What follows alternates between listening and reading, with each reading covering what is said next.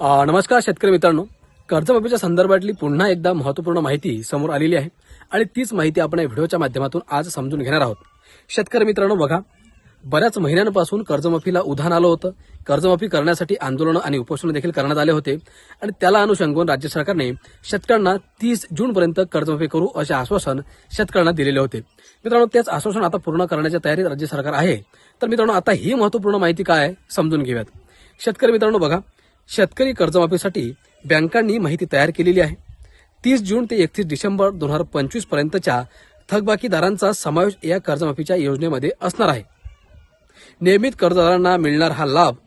मित्रांनो बघा, जे शेतकरी कर्ज नियमितप्रमाणे भरत होते, सोबतच 30 जून ते 31 डिसेंबर 2025 पर्यंतच्याच थकबाकीदारांचा या कर्जमाफीमध्ये समावेश करण्यात आलेला आहे। मग आता बाकीच्या शेतकऱ्यांचं काय होणार? हे कर्जमाफी सरसकट होणार आहे का? संपूर्ण माहिती व्हिडिओच्या माध्यमातून सविस्तर समजून घेऊयात।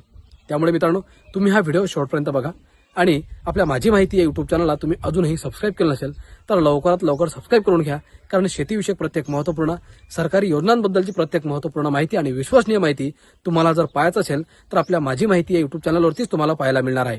तर चला, जास्त वेळ न घेता आजच्या व्हिडिओला सुरुवात करूयात आणि ही सविस्तर माहिती आपण पुढीलप्रमाणे समजून घेऊयात।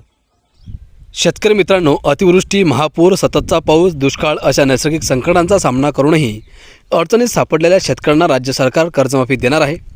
30 जूनपूर्वी कर्जमाफी मिळणार आहे। राज्यातील सुमारे 25 लाख शेतकऱ्यांकडे 35,500 कोटींची थकबाकी आहे। त्यात सोलापूर जिल्ह्यातील 3.25 लाख शेतकरी सध्या थकबाकीत असून त्यांच्याकडे सध्या 3,976 कोटींची थकबाकी आहे।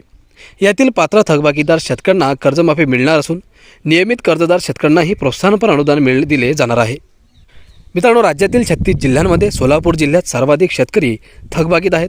याशिवाय जालना, बुलढाणा, नांदेड, यवतमाळ, परभणी, बीड, अमरावती, छत्रपती संभाजीनगर, वर्धा, नाशिक, धाराशिव या जिल्ह्यांतील शेतकऱ्यांकडेही अन्य जिल्ह्यांच्या तुलनेत सर्वाधिक थकबाकी आहे।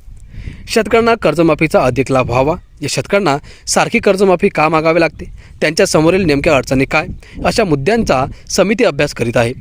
शेतकरी कर्जबाजारी होऊ नये यावरील उपाय कृषी विभाग शोधत आहे। कर्जमाफीत नियमित कर्ज परतफेड करणाऱ्यांचाही विचार होणार आहे। त्यांनाही प्रोत्साहनपर अनुदानाच्या रूपाने लाभ दिला जाणार असल्याचे सूत्रांनी सांगितले। शेतकरी मित्रांनो, सोलापूर जिल्ह्यातील स्थिती कशी असणार आहे तर बघा, एकूण शेतकऱ्यांची संख्या आहे 8.33 लाख। एकूण कर्ज वाटप झालेलं आहे 4,900 कोटी। थकबाकीतील शेतकरी आहेत 2.74 लाख आणि एकूण थकबाकी आहे 3,976 कोटी रुपयांची। मित्रांनो, 30 जूनपूर्वी कर्जमाफीचे नियोजन केले जाणार आहे। मित्रांनो, कर्जमाफीच्या अनुषंगाने थकबाकीदार शेतकरी नियमित शेतकऱ्यांची माहिती संकलित करून ठेवण्याचे आदेश बँकांना दिले आहेत।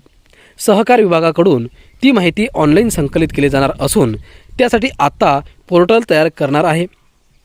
त्याची चाचणी होऊन बँकांकडून त्यावर माहिती मागवली जाईल। 30 जूनपूर्वी शेतकऱ्यांना कर्जमाफी मिळेल असे नियोजन आहे।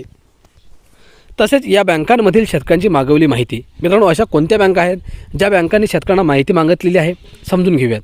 शेतकरी कर्जमाफीच्या अनुषंगाने सहकार विभागाने बँकांकडून 30 जून 2025 पर्यंत, 30 सप्टेंबर 2025 आणि 31 डिसेंबर 2025 पर्यंत थकबाकीत असणाऱ्या शेतकऱ्यांची माहिती मागवली जाणार आहे।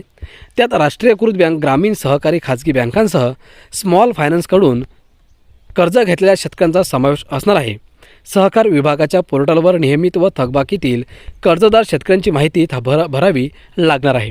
तर बघा शेतकरी मित्रांनो, अशा प्रकारे जे कर्जमाफीची मागणी बऱ्याच वर्षापासून, महिन्यांपासून चालू होती, अखेर त्या कर्जमाफीच्या घोषणेला आता यश आलेलं आहे आणि लवकरच म्हणजेच 30 जूनपर्यंत शेतकऱ्यांना कर्जमाफी केली जाणार आहे।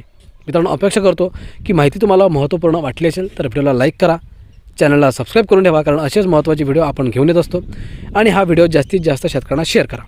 आपण पुन्हा भेटूयात पुढच्या व्हिडिओमध्ये काही अशीच महत्त्वाची माहिती घेऊन। धन्यवाद।